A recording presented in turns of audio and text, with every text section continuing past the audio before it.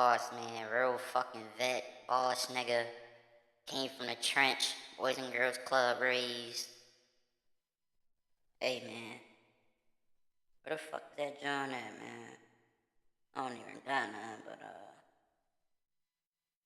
we gonna cheer for him. Fucking vet. But explain to us how this then plays out. All money ain't good money. What would you do? It's easy, Michael. Michael, real shit. Always put me on the spot. Put that nigga Michael Strahan's gap ass on the spot, cause what would he do? No, what would you do? Watch Denzel masterfully destroy these ABC hosts and their mainstream media / weird Hollywood facades multiple times in the most intense yet somehow gracious way possible to their faces on live TV in front of millions. So I fuck and with after that, Denzel, we'll cause watch he some of the gonna most keep jaw-dropping that shit up moments front where without having to be viewers try to flip too the aggressive. script You and just trap gonna, yeah, we Denzel gonna get down to pointed the bottom political of and this religious shit. questions, and he simultaneously dunks on them while educating and inspiring millions in the process. This is Make Faith Famous. You're gonna love this video, and without further ado, let's get into it, paying special attention to everyone's body language. By the way, the premise of the movie they're talking about is that Denzel's character is a music mogul millionaire who faces a moral dilemma of whether or not to basically give up his fortune to save a random kid who was kidnapped. So Denzel here is talking about basically money. All money ain't good money. What would you do? It's easy, Michael. You always put me on the spot. Man to man, son to son. What? No, what would you do if it were your son in this set of circumstances? When it's your son, but when it's a moral dilemma. Yeah, but then that's what I'm saying. And then you find out it's not. What would you do? It's a moral dilemma. What would you do? Oh. What would you do? Yeah, you already telling on yourself. That child's in trouble, huh? What would you do, Michael? What would I do? I'd do the right thing. Another Spike Lee movie. They dead wrong. That shit all fun and games.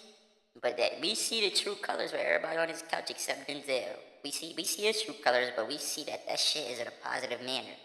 Y'all motherfuckers ain't saving y'all son. Y'all gonna let y'all son die and keep that cheese. Y'all out of pocket. It's true. How you doing? How you feeling? I'm great. Wait, hold on. Play and everything? I'm lovely. I feel great. Thank you for coming to our new digs. It is. Oh yeah. So this is the new. Yeah, this is the new thing. What do you think? Come here anytime you want. It's beautiful. That's it. It's big. Y'all are rich, huh? We're doing all right. Corporation. See, real niggas just make, when you a real nigga, people don't know how to react around you, bro. You can see, like, they just waiting for him to talk, but he don't really have too much to say. Corporation. Yeah. You know how that works. See, I hope it's not just me, but the tension in that room was palpable. Facts. Denzel was subtly criticizing them, and weirdly, the hosts seemed uncomfortable or unable to answer the question at all. Especially the female host, Robin, who was seemingly being intentionally dense about the whole thing.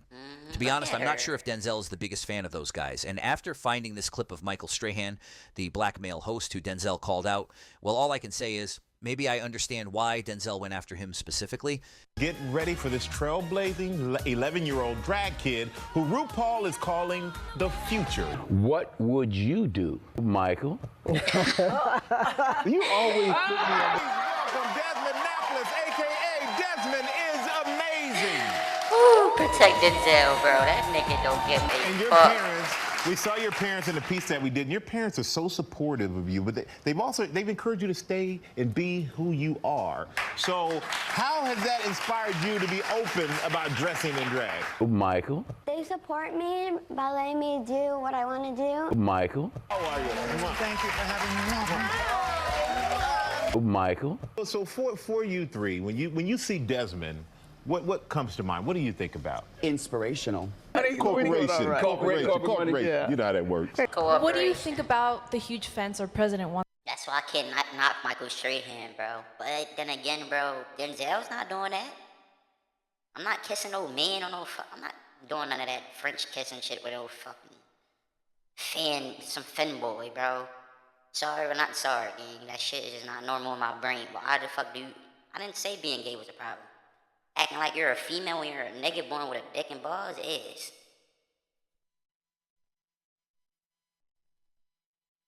Nigga. Wants to build with the Hispanic world. That shit just fake made me mad as hell. I watching think that it's shit. very sneaky of the interviewer Where to y'all ask going, this question bro? in front of everyone. Probably trying to get a headline out of Denzel or get a rise out of him or even make a bit of a name for herself in the Hollywood reporting industry. And you can tell by Denzel's face that he's initially not amused, but just watch how masterfully he puts this lady and all the reporters in their place. Check it out. What? Sorry. What'd she say? Okay. How do I feel about the fence he's about to build? Yeah. And, How many? you know, I think this is what I think. I think we as Americans better learn to unite. I think we as Americans need to put our elected officials' feet to the fire and demand that they work together or they won't get back in office. You know, in this age we live in, this accelerated information age, we're getting further and further apart. We're not getting together, we're getting further and further and further apart. Everybody can't be right. But I think this is an opportunity, actually. You see how people are being energized and protesting and all that. But I think this is an opportunity for us to look at ourselves as a country and say, are we together, really? And are we holding our elected officials accountable to making sure that they're working together? Not just, hey, you're on your side, I win what I win, you win what you win. Because this is what is happening. This is what's happening. And God only knows where it's going. Just wondering who you wound up supporting in the election and why. Go ahead now. What was the question? Well, that was a question. Who What was the you wound up supporting in the election, presidential election? None of your business. None of my business. None of your business. None of Well, I'm your only fucking asking because the story was online, but that's okay. Huh? Let me ask you this: over the last 8 years, in your mind, have race relations improved under his leadership? You know, race relationships have to do with race relationships. You're white or whatever you are, I'm black or whatever I am. We're standing here talking now. That's how we get things done. You can't legislate love. The President of the United States can't legislate us into liking each other. We have to step forward and ask questions about each other and engage. There's no law that says, oh, because I'm president, you all got to get along now. So it's up to us. And there's been so many protests Bro, in America, 100%, especially bro. during the election. This shit is just so informative, man. Like, I just feel like I'm growing as a man when I hear a brother talk, bruh. His ass be preaching that shit. Election, Black Lives Matter movement, for example, and those Oh, issues. shit. Has that movement in particular, the Black Lives Matter movement, helped race relations or not in America? Well, listen, we live in America, and in America we have the freedom to express ourselves.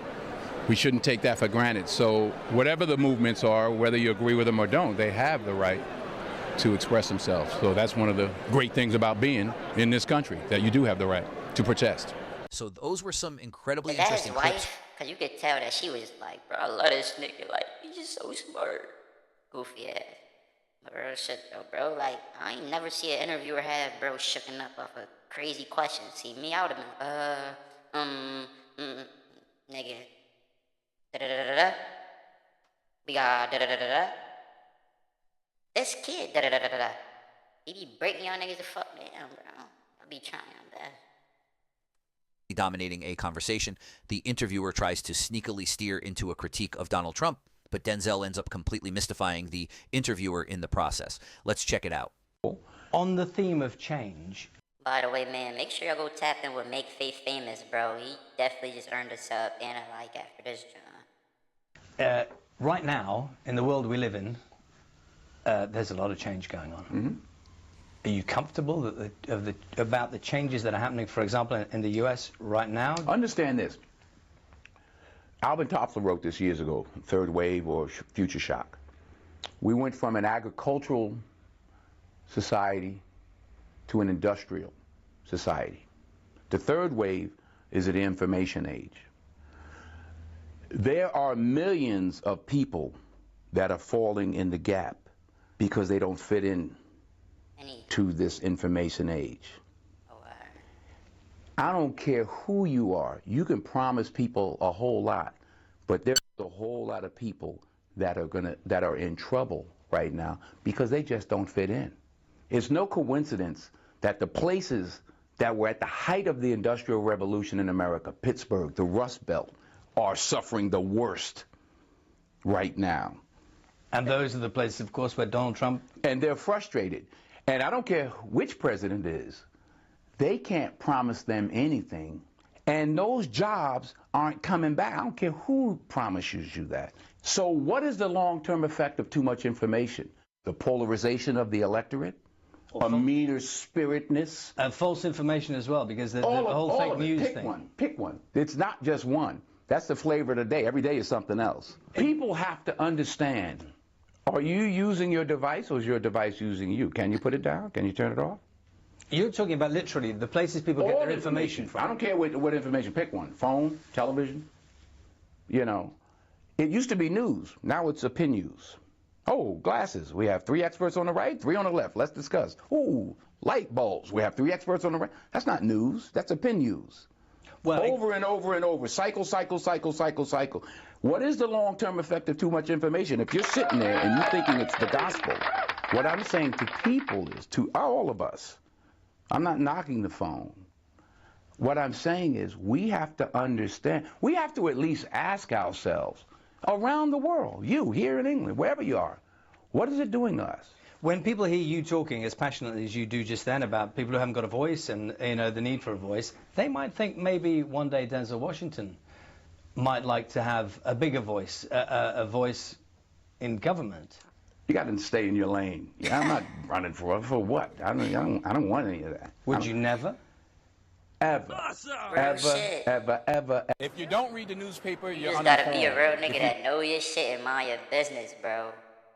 All that trying to save everybody shit, nigga, you gonna lose yourself trying to do that shit. Do read it, you're misinformed. So what do you do? That's a great question. What is the long-term effect of too much information? One of the effects is the need to be first, not even to be true anymore. So what a responsibility you all have to tell the truth, not just to be first, but to tell the truth. We live in a society now where it's just first. Who cares? Get it out there. We don't care who it hurts. We don't care who we destroy. We don't care if it's true. Just say it, sell it. Anything you practice, you'll get good at, including BS. Yeah, what the fuck? You told me last Shit. But you heard me? Does that make sense? You know, incarceration rate. Them bitches, he speaks some, yeah. The fuck? Head, like 5 or 6 of them. And the driver said, yeah, they're little yummies. I said, who? He said, little yummies. Look up, Google Lil Yummy. Lil Yummy was an 11-year-old murderer. Wow. And you look at his picture, you'll see the headshot of him, and he's like this. And he got murdered at 11 by a 14-year-old. Wow. Who's doing life now, and a 16-year-old. That makes no sense. You blame the system? Where was his father? Yeah. It starts in the house. It starts in the home. And yeah, well, my father got locked up. Well, where was his father? Yeah. You know, like I did talk about my 3 closest friends, and they did, 15 to 25. One did 28, this and that. I was the only one of the 3 that had a father in my life, even though my parents were together. But I still had a father who was a gentle man and a good example, and they didn't. We can blame the system if we want, but that's what it come down to, bro. You just be needing to have the... Shout out my big brother. If you watch this video, man, shout out my big brother. Because that's the reason I am the way I am. I ain't have to look up to no goofy-ass niggas, bro. Like, niggas that was doing hood shit was looking at my big brother. He wasn't even on no hood shit. He was just on some funny, cool, fuck your bitch, get money shit, bro. And stack paper and just be you type of nigga. Like, y'all niggas be trying to do too much. Like, I don't know. Niggas be... The problem with this world, everybody want to be everybody. That's impossible. Like, God gave you some shit that you good at, that the other nigga that you think he's better than, he might not be able to do what you good at. But y'all don't put time in and work on that shit. Like, I don't know. That's why young niggas just been holding it down, staying grounded, and praying to God, bro, and doing everything I need to do for the folks and me. But, I mean, y'all let me know how y'all feel about my boy Denzel. I feel like this is a great video. I mean, wake a nigga up, about to be 8 a.m. and shit. About to go to the gym and shit. So I needed this. Make sure y'all leave a thumbs up, bitch.